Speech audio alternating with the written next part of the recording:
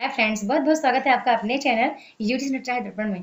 तो फ्रेंड्स, मैं जस्ट ही पेपर देके आ रही हूँ और बहुत से मित्रों के अनुरोध थे कि मैं बताऊंगी कि पेपर में कैसा आया था, क्या क्वेश्चन आए थे। तो मुझे जितने क्वेश्चन याद हैं, अभी याद आ रहे हैं, तो मैं उतना मैंने लिख लिया है और मैं आपको बताना चाहूंगी। दरअसल पेपर बहुत अच्छा था, बहुत सरल नहीं था ऐसा नहीं बोलूंगी, लेकिन कठिन बिल्कुल नहीं था।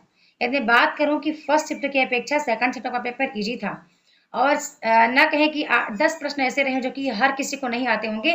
बाकी 90 क्वेश्चन ऐसे थे जो प्रत्येक से बन रहे हैं, जिनकी तैयारी अच्छी थी, जिन्होंने रिवीजन अच्छे से किया है, जो प्रखर बुद्धि के हैं, जो क्वेश्चन का एलिमिनेशन मेथड जानते हैं काफ़ी सारी चीज़ें जिनको आती हैं, उनके बहुत अच्छे हैं।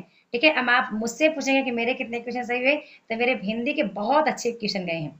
ठीक है, मतलब जितना उम्मीद नहीं था, मुझे डर बहुत लग रहा था कि यार जेआरएफ के लिए जा रही हूँ और ये सेकंड शिफ्ट का पेपर बहुत कठिन आता है, तो मैं क्या करूँगी, कठिन आएगा तो कैसे करेंगे। और काफ़ी मतलब तैयारी थी। तो जो डर था ना, वो डर पेपर को देखते ही पूरा समाप्त। और मन को बहुत अच्छा लग रहा था। अच्छा क्यों लग रहा था, क्योंकि बार बार मैं उसी चीज़ को पढ़ा रही हूँ, पैड कोर्स से पढ़ा रही हूँ। तो मेरे चीज़ में मेरे माइंड में चीज़ें छपी हुई हैं। और कठिन प्रश्न भी आता है तो मैं इसको राइट करने का प्रयास कर लेती हूँ कि नहीं मैं इसको कर पाऊंगी। अच्छा था मेरा पेपर। पर पेपर वन मेरा अच्छा नहीं गया है। ठीक है, पेपर वन में मेरे मुश्किल से 26 क्वेश्चन सही हुए हैं और सही 20 हुए हैं। वो 6 क्वेश्चन ऐसे मतलब बहुत डाउट में लग रहे हैं। और बाकी का तो मेरे मेरे पल्ले नहीं पड़ रहा था, मैं टिक टिक मार करके आ गई लड्डू गोपाल के सहारे।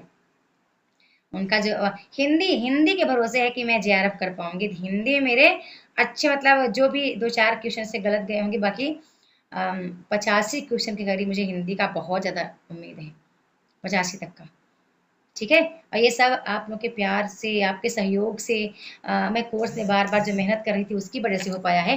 ठीक है, चलते हैं। अब बताती हूँ। प्रश्न एक था, ऐसे मूर्धन्य का चयन करना था कि कौन सा मूर्धन्य है। तो टा ठा डा था, उसमें कूट में चयन करना था। दूसरा प्रश्न एक और, मुझे जो क्रम से नहीं याद आ रहे हैं लेकिन बीच बीच में आए थे, सारे मुझे याद हैं। मैथिली शरण गुप्त के बारे में बताना था, मैथिली शरण की कविताओं के बारे में, उनकी क्या विशेषताएं हैं। ठीक है, साकेत में पूछा गया था, साकेत के 5 सर्ग, प्रथम 5 सर्ग किस पत्रिका में प्रकाशित हुए हैं। अंधेर नगरी के कथन से क्वेश्चन था। ठीक है, कथन पूछा गया था। और अंधा युग के अंकों का क्रम लगाने के लिए था। ठीक है, सिंदूर की होली से प्रश्न था। हिंदी उपन्यास के पात्र, वही हिंदी उपन्यास, हिंदी कहानी के पात्र इतने आसान आए थे कि जिसने पढ़ा होगा हर किसी को आ रहा होगा। अब एक नहीं, दो दो, तीन तीन, चार चार बार पात्रों से प्रश्न बने थे।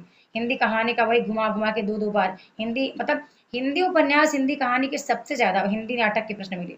ठीक है, फिर पिता कहानी से प्रश्न था। चीफ की दावत कहानी से, बहुत ही आसान क्वेश्चन थी। पिता कहानी से, चीफ की दावत कहानी से। इकाई एक का था थोड़ा स्वर से, वो पूछा गया था स्वर, स्वर के बारे में, जहाँ कूट में था कि खंड खंडेतर दो ध्वनियां हैं। फिर वो सर्वनाम के बारे में कुछ ऐसा पूछा था, बहुत आसान था, कठिन नहीं था वो। नाखून क्यों बढ़ते हैं निबंध से 2 बार क्वेश्चन था। ठीक है, 2 क्वेश्चन आए थे। मेरे राम का मुकुट भीग रहा से कथन था। हाँ, ये डाउट में था, क्यों था, क्योंकि वो क्रम से लगाना था उनके कथन के बारे में। ठीक है, तो जिसने 1-2 बार पढ़ा होगा उसी का सही हुआ होगा, बड़ा डाउट लग रहा था। प्रश्न था स्कंद गुप्त, चंद्रगुप्त, ध्रुवशामनी के पात्रों से भी प्रश्न था, कथन से भी प्रश्न था। और मैं आपको बताऊं कि पीवाई कितने रिपीट हुए हैं। तो इस बार कम से कम 12-13 क्वेश्चन पीवाई हुई थे। ठीक है, 12-13 क्वेश्चन प्रीवियस क्वेश्चन रिपीट हुए थे, भले उसके पैटर्न चिन्ह थे, भले वो अलग अलग ऑप्शन पे ऐड थे, लेकिन थे, आए हुए प्रश्न थे। ठीक है, ये स्कंद गुप्त, चंद्रगुप्त, ध्रुवशामनी के पात्रों से क्वेश्चन भी आए थे, कथन से भी क्वेश्चन आए थे। और भारत दुर्दशा से क्वेश्चन था, वो भी इजी था, भारत दुर्दशा का प्रश्न था। ठीक है, इकाई, अब मैं बात करूँ इकाई 5 की, जो आप इकाई 5 कितना भागते हो भावार्थ पढ़ाएं, मैं भावार्थ पढ़ाएं। मैंने कितनी बार कहा था कि एक बार भी कविता आप खुद से भी रीड कर लो ना, पूरी कविता को बस रीड कर लो और उनके प्रकाशन पढ़ लो। कविता के प्रकाशन वर्ष के साथ साथ कविता किसमें संकलित, जैसे कि मैं नीर भरी दुख की बदली का आया था प्रश्न कि किसमें, सान्य गीत में कौन कौन सी कविताएं संकलित है, महादेवी वर्मा की।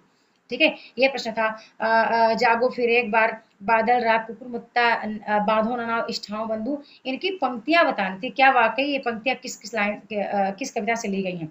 आसान था, जिसने भी पंक्तियां पढ़ी हो ना उनके लिए कठिन नहीं था।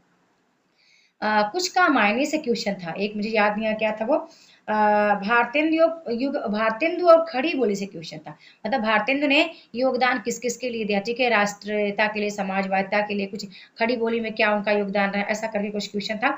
मेरे को जब पूरा याद आएगा, ग्रुप में अच्छे से डिस्कस होगी तो मैं पूरा टाइप करके लाऊंगी, ठीक है। अभी ग्रुप में डिस्कशन नहीं हो पाई है मेरी, और मैं उन सबको धैर्य धारण करने के लिए बोलना चाहती हूँ। मैंने कहा पहले मैं वीडियो बना दो, फिर मैं ग्रुप में आके डिस्कस करूँ, ठीक है। थियोसोफिकल सोसाइटी से प्रश्न था कि पहली बार कहाँ स्थापित किया गया था। कुछ ऑप्शन था मद्रास, कलकत्ता, बम्बई, दिल्ली, कुछ करके था ऐसा ऑप्शन, ठीक है। उत्तर आधुनिकता से प्रश्न था, आसान था, ठीक है। प्लेटो के काव्य सिद्धांत का प्रीवियस क्वेश्चन प्रश्न था। अरस्तु के त्रासदी का प्रीवियस क्वेश्चन था पूरा का पूरा। फिर अरस्तु के अनुकरण सिद्धांत का प्रीवियस क्वेश्चन था। बिल्कुल हूबहू क्वेश्चन आया था जो पीवाईक्यू में आया हुआ है, ठीक है। प्रश्न था कि ननकपुर बाजार का मतलब बाजार का जिक्र कहाँ, किस कहानी में है, ठीक है। अब इसका मैं अभी 3 दिन पहले पढ़ा के आई थी, जब मैं बात कर रही थी तीसरी कसम की, तो मैं पढ़ा के आई थी कि वो 12-13 ऐसी जगह हैं जहाँ आपको अच्छे से ध्यान रखना है, ठीक है। काफ़ी चीज़ें मैंने कहा था किसको ध्यान रखिएगा। तो बहरहाल अभी जैसा भी आपका पेपर गया है, आपको धैर्य रखना है। मैं आपको बता दूं, मैं नेट हिंदी से निकालना आसान आसान है, कठिन नहीं है। आसान कब है, जब आप अच्छे से, आपको प्रत्येक चीज का कॉन्सेप्ट पता हो, और कॉन्सेप्ट इतना ज्यादा पूरा नहीं, पूरा रटना ही नहीं है कि पूरा आप रटें, ठीक है। पूरी पुस्तक ही उठा के पढ़े, बड़े ही सेलेक्टेड चीजें पढ़ लें, ठीक है, जहां जहां से बहुत अधिक प्रश्न बनते हैं, ठीक है। और इकाई 2 को तो भूल ही जाइए, क्योंकि इकाई 2 के पीछे भागेंगे। इकाई 2 से एक ऐसा एनटीए ने बना रखा है, इकाई 2 से चाहे वो एक तो उस एनटीए का बिल्कुल क्लियर हो चुका है कि एनटीए जब भी वो देगा क्या, हिंदी आलोचकों के लिए देगा रचनाएं, वो तो बिल्कुल नया आएगा, ठीक है। और बाकी दिनकर की रचना से प्रश्न था, वो क्रम में लगाने के लिए था क्या, धेनु कुछ करके, कुरुक्षेत्र था, और उर्वशी था, और रश्मिरथी था, ठीक है, लगाने के लिए आया था। मतलब मैं बताऊं कि जिसने भी पढ़ा है ना, 70 क्वेश्चन सब आपके पढ़े हुए क्वेश्चन थे, ठीक है। अब मेरे मेरे हिसाब से 80% क्वेश्चन थे जो पढ़ी हुई थी, ठीक है। एक भारत वर्ष उन्नति कैसे हो सकती है से कथन था निबंध का, निबंध से भी 5-6 क्वेश्चन आए हुए थे। अब मेरे को याद है कि कौन सी क्वेश्चन कितने कितने टॉपिक से, कितने इकाई 1 से इकाई 3 से सब रिपीट क्वेश्चन थे, सब रिपीट क्वेश्चन थे। इकाई 3 से कोई भी नया प्रश्न नहीं आया था इस बार सेकंड शिफ्ट में, ठीक है। वामन की पंक्ति पूछी गई थी, क्या अरे याद नहीं आ रही, लेकिन मुझे खूब याद है कि वामन की पंक्ति है वो, काव्य गुणोलंकार है कुछ करके थी, ठीक है। एक एक प्रतिभा के बारे में मम्मट, और मम्मट की पंक्ति थी कुछ करके, वो भी जो कि है दृष्टि की पुस्तक में स्पष्ट उसका भाव लिखा हुआ है, ठीक है। तो बहुत सी चीजें थी जो बहुत आसान थी। अरे और डीआई वो सॉरी पेपर 1 के क्वेश्चन में बताऊं, इतना आसान मैथ था, जिसको आता था उसका उसका हर बंदे का जेआरएफ होना है। मैथ में तो मैं बिल्कुल जीरो हूँ, डीआई में जीरो हूँ, डीआई तो मेरे से बना ही नहीं, इतना आसान डीआई था, भगवान क्या बताऊं।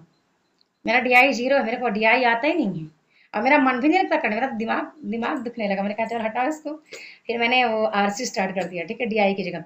और आरसी दोनों हिंदी के आरसी शायद एक जिंदगी में पहली बार आरसी सरल आया हुआ, सच्ची बता रही मैं। सेकंड शिफ्ट का आरसी पहली बार है जो कि इतना आसान आरसी आया हुआ था। मम्मी का कॉल आ गया। तो फाइनली यही बोलना चाहूंगी, सुलक्षण बंद कर दो, यही बोलना चाहूंगी कि अभी आप जिनका पेपर जैसा भी गया हो, आपको लग रहा है कि बहुत सी गलतियां हुई, जो भी हुई हैं, बहरहाल आपको शुरुआत अभी से करनी पड़ेगी फ्रेंड्स, ठीक है। अभी से शुरुआत करेंगे तब जाके दिसंबर में बहुत सी चीजें आपकी क्लियर हो पाएंगी। सिलेबस से बड़ा है बट कठिन नहीं है, ठीक, कठिन नहीं है। अभी देखिए मैं पेपर 1 का पेपर फर्स्ट शिफ्ट का भी देखूंगी, एनालाइज करूंगी कि कैसा क्वेश्चन आया हुआ था। काफी मित्रों ने मुझे बताया था कि हार्ड क्वेश्चन था कुछ, बट मेरे को नहीं लगा, ठीक है, मुझे ऐसा नहीं लगा, क्योंकि बहुत सी चीजें थी, मतलब बहुत सी चीजें थी जो कि उंगलियों पर ही याद, मतलब ऑप्शन भी देखने की आवश्यकता नहीं पड़ रही थी, ठीक है, कि ऑप्शन देखें तो आंसर निकाल लें। सेकंड शिफ्ट की बात है, फर्स्ट शिफ्ट का मैंने अभी देखा नहीं पेपर कैसा बना था, बताएंगे बच्चे तो भी मैं आपसे एनालाइज करूंगी और यूट्यूब पे अपलोड भी करूंगी, ठीक है। तो चलिए ठीक है, अभी वीडियो को आपको क्या करना, शेयर करना है ना, आपको पता है, इसको लाइक भी करना है और कमेंट भी करके बताना है कि आपका पेपर कैसा गया, आपने कितने अच्छे से आपने सही किए हैं, कितने अंक आपने सही किए हैं। और आप किस कैटेगरी से हैं थोड़ा बताइएगा मुझे, तो मैं कट ऑफ बता पाऊंगी, ठीक है, कि कितना कट ऑफ जा सकता है। क्योंकि मेरे को लग रहा है कि कट ऑफ ज़्यादा जाएगा, क्योंकि हिंदी का जो सेकंड शिफ्ट का पेपर है वो हार्ड की श्रेणी में नहीं आ रहा है, ठीक है। 20 प्रश्न या 10-15 प्रश्न ऐसे जो किसी को नहीं आ रहा, ये कोई हार्ड क्वेश्चन नहीं होता है। 5 मार्च का सेकंड शिफ्ट पेपर के अपेक्षा सेकंड शिफ्ट का जो पेपर 5 मार्च को हुआ था उसकी अपेक्षा पेपर कुछ भी नहीं था, ठीक है। ओके, स्टॉप करें। बहुत बहुत धन्यवाद। मुझे उम्मीद है कि आप क्लास को लाइक शेयर जरूर करेंगे फ्रेंड्स।